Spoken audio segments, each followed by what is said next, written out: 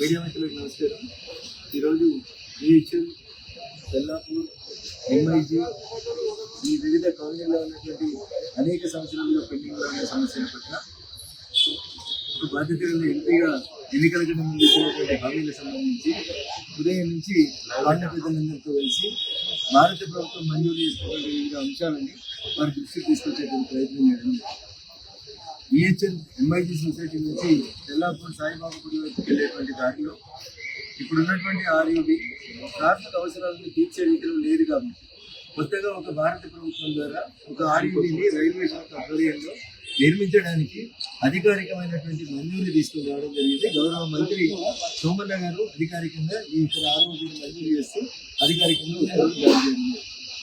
అయితే ROB construction తర్వాత ఇరుపక్కల తిరిగి రోడ్డు కన్స్ట్రక్షన్ ఏదైతే చేయాల్సిందో దానికి సంబంధించిన ఎంక్రోచ్మెంట్స్, కొన్ని కాలనీ అవసరాలు వీటన్నింటినీ దృష్టిలో పెట్టుకుని ఈరోజు ఎంఐసి సొసైటీలో కూడా మీటింగ్ నిర్వహించడం జరిగింది.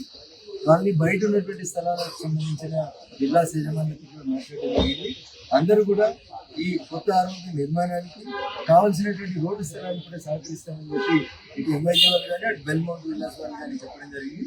వారందరూ కూడా ప్రత్యేకంగా ధన్యవాదాలు తెలియజేస్తారు.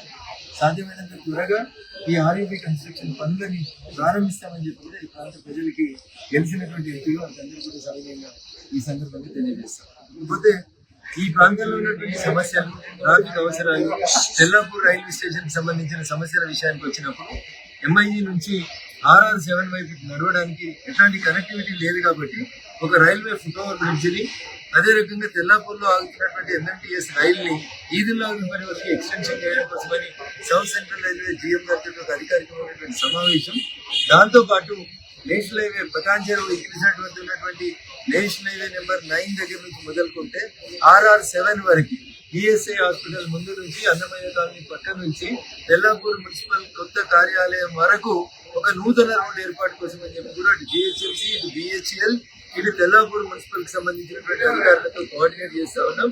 సాధ్యమైనంత తొందరగా ఆ రోడ్డు పనులు ప్రారంభించి ఈ ప్రాంతంలో ఉన్నటువంటి ట్రాఫిక్ సమస్యకి శాశ్వత పరిష్కారం చూపించాలని ప్రయత్నం చేస్తాం. Thank you.